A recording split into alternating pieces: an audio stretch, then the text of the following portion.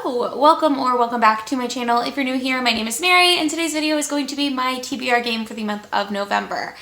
So if you're new here, then you may not know, but if you're a returning viewer, then you probably do know. I play Sorry every single month to decide the books that I'm going to read for that month, with the exception of October this year. I decided that my owned TBR was getting a little out of hand, so in the month of October, did a reading challenge where I tried to read 31 books in 31 days. If you care about how that went, stay tuned for my wrap up, but also I did vlog every week during the challenge, and I am still in the middle of the challenge, so I am still vlogging this week. Those vlogs are posted every Thursday. I will have some of them linked down below, and the last one will be up the Thursday after you watch this video. So if you would like to see that, make sure you subscribe to my channel so you don't miss it. And if you enjoy this video and this type of TBR video, make sure to give it a thumbs up. It really helps my channel out. Okay, and without further ado, let's get into the first draw of Sorry for the month of November. Okay, November TBR, first card. We got 4. Book by a Black author. So the first prompt that I landed on was a book by a Black author, and for this, I'm going to be reading This Will Be My Undoing by Morgan Jerkins. This is a memoir about intersectionality in feminism. So it's about Morgan Jerkins, who is a Black woman, and it's just her reflecting on her life and how difficult it is for Black women, especially, to fit in the world of men, and particularly also fit in the world of feminism, when so much of feminism and feminist culture is based on white women. And white women getting rights, white women doing things for themselves and to bolster white femininity, and just about her experiences dealing both in the world of men, being a Black woman, and in the world of feminism, being a Black woman. So I'm very excited to get to that book. Card 2 is Move Forward 3, a fantasy. For the next roll or draw, I have the hardest time. I always say roll when I mean card draw, but you know what I mean. The next prompt that I landed on was to read a fantasy, and for this I chose Spinning Silver by Naomi Novik. She has a new book out called A Deadly Education, and she recently also wrote the Uprooted series, but A Deadly Education is the first book in a series. Uprooted is a series, and I wanted to see if Naomi Novik's writing style was for me, but I don't really want to start another series right now. And so Spinning Silver is, I believe, a young adult fantasy about a girl whose parents are either moneylenders or bankers of some sort, and her family runs into a lot of problems with debt, and I believe the magic system revolves around her being able to spin silver into gold.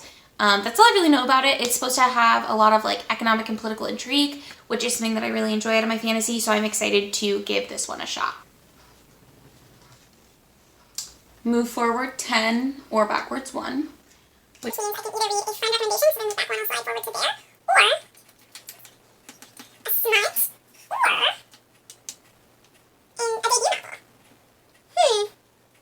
I don't think I'm ready to go up yet. Or am I? Let's do a debut novel.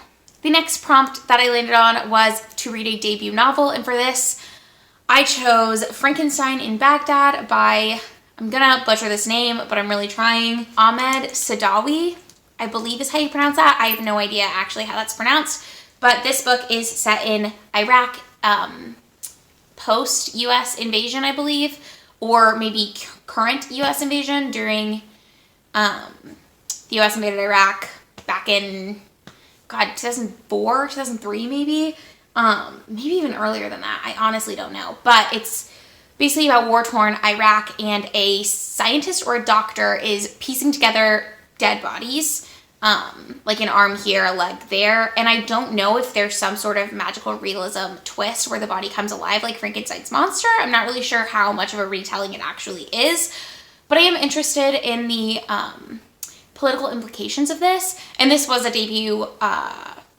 novel, obviously, by Ahmed Sadawi. I don't know how that name is pronounced, so I do apologize if I'm pronouncing that incorrectly, but this was his debut novel, and it won some kind of Iraqi prose award when it was released in 2013. So I am very excited to read this. If you recall, this was actually on my Detectathon TBR back, gosh, what month was that? When Detectathon was supposed to happen? June? Perhaps, or maybe not May. I'm pretty sure it was June. But I didn't end up getting to this one because Detectathon was postponed. And then I don't remember what I ended up reading. Oh, I think what happened is I didn't end up participating in Detectathon as much as I would have liked to. But anyways, all that to say, I'm really excited to finally get to this one. And I will be renting this as an ebook from my library as well.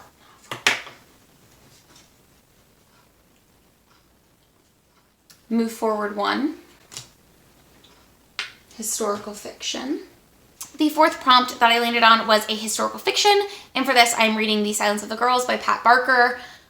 This is so I don't know how, I think it's fantasy historical, or like historical fantasy kind of, but I believe it's based on Greek myths, and it's set during the Trojan War, but it follows different women's perspectives at that time, and just what women were going through while the men were off fighting a war. So I am pretty excited to get to this one. I've heard mixed reviews of it, but it sounds like something that is right up my alley that I will enjoy a lot. Move Forward 10 or Backwards 1. I'm definitely not going back to another debut novel. A romance. The next prompt that I landed on is to read a romance, and for this I'm going to be reading Emergency Contact by Mary H.K. Choi. This is a new adult romance. It follows two perspectives, so it's a girl who's college age and a boy who's college age. I don't know if either of them are in college, but I know they are post-high school, and they meet once, exchange numbers, and this is basically their text relationship, from what I understand. I don't know if it's going to be like mixed media, where you're reading their text messages back and forth to each other and following their daily lives, or how it's going to be actually written, but I am interested to read this one, and I am excited to be able to cross another contemporary romance off my list. Move Forward 11. Yeah, Move Forward 11.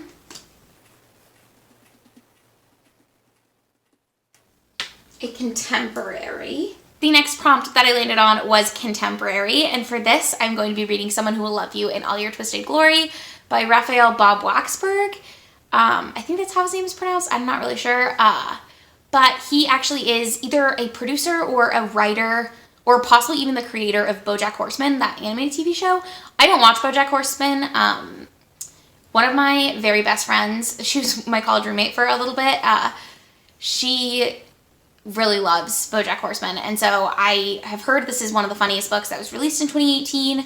It is a collection of short stories. They are all contemporary short stories, and I think they have a little bit of humor, a little bit of romance, a little bit of probably just drama, day-to-day life stuff. I don't know if they lean to the bizarre or the absurd, which I know BoJack Horseman tends to do, so I'm kind of interested to see how that will be played, but I am very excited to be reading that one as well. Move Forward 12.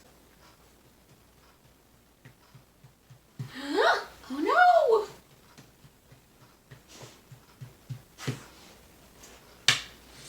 A nonfiction. The next prompt that I got was to read a nonfiction, and for this, what did I pick? And for this, I'm going to be reading In Extremis by Lindsay Halsem. This is about a war correspondent who, it's killing me, I can't remember her name right now, but she lost an eye in battle, and she's known to be kind of badass. And if you know me, you know that I love a memoir or a biography, and this is a biography of her. And I'm really interested in this because it was written by another war correspondent for the BBC. So it's like Lindsay Halsem writing posthumously about her contemporary, which I think is very interesting. So I'm really excited to get to this one as well. Murphy's gonna crawl under the table, so if it moves, that's why. There it is. Is that better? Is that where you want to be, honey? They can't see you, but you're right there, huh? Okay. Hopefully I can get up here and I don't get another, like, 12, because that would be disastrous. Move Forward 3. That I can work with. 1, 2... Oh, no! 1, 2, 3. A book in a series. The next prompt that I landed on was to read a book in a series.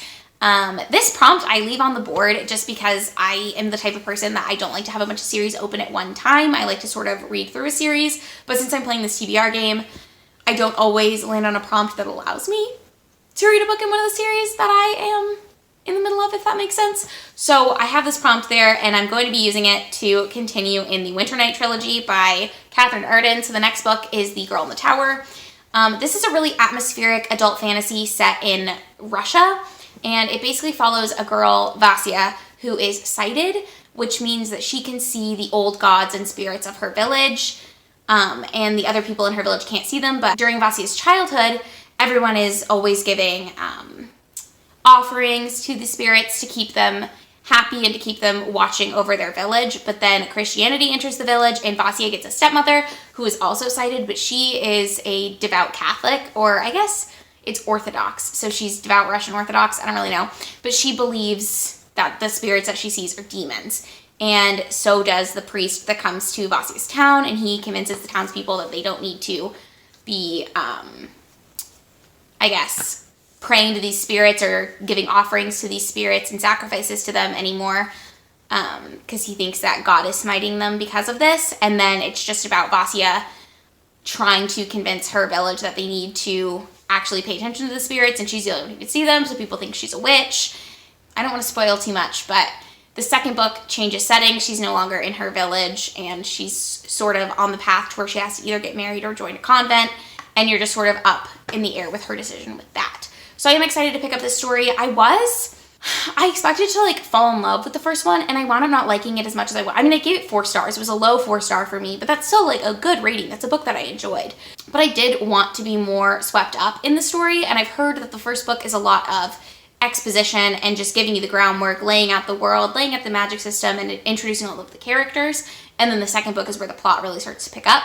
So I am very, very excited to continue on with this series, and I'm happy that I'm doing it at a time when the weather is going to be more appropriate, because I read the first book in the middle of the summer, and it's about like snowy landscapes in Russia. It's almost a polar fantasy, not quite, but I am pretty excited to be reading this during a cozier season. I'm gonna fail this month. Move backwards 4. That's what we like to see. 1, 2, 3, 4. True crime. The next prompt I landed on was to read a true crime, and for this I'm going to be reading Norco 80. This is about a famous bank robbery, basically, and it just follows this group of, I think it's 5 people who conducted an armed robbery on a bank, and it's one of the biggest heists of the 20th century, so I am very excited to read this. I'm not familiar with the crime, though, but I've heard amazing things about this book, and this book either came out in 2018 or 2019, and like was nominated for some awards or something. I could be entirely wrong about that, but from what I remember, this was like a pretty well-known book at the time that it was released. And just sneaking this in here, if you've noticed that a lot of my TBRs include books that were written like 2018, 2019, the bulk of my I feel like books that I've been reading have been from that time. It's because they're just books that I have written down on a list on my computer that I wanted to get to and didn't yet, so now I'm like speeding my way through them. So that's why I don't read as many new releases as I do like books that are like 2 years old, but I'm trying to spice it up with some new releases here and there, but just in case you're curious about that. So now I need 4 or fewer, or I can't move. Move forward 8, can't do anything with that. Move forward 3, fantasy romance.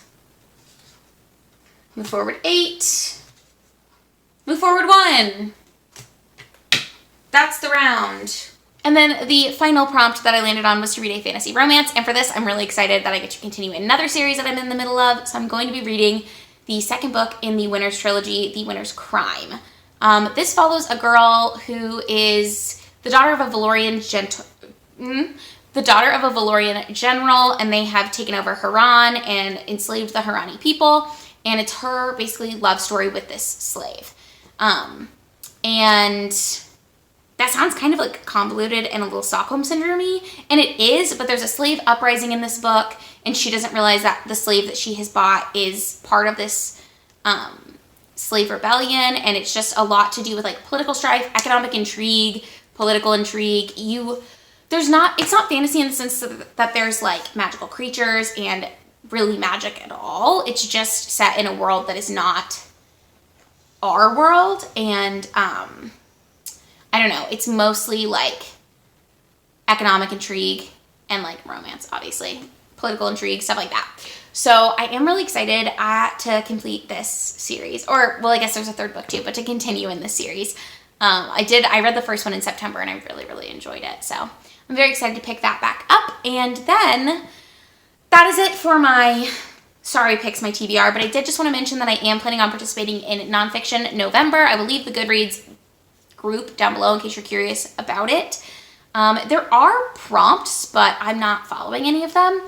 I probably could make the books that I'm reading for it fit into the prompts, but then the group read is The Yellow House by Sarah M. Broom, which is a nonfiction, obviously, about I believe it's a Black woman in Louisiana who buys a house, and then basically all of her neighborhood, I think it's New Orleans, but I could be wrong, it could be somewhere else in Louisiana.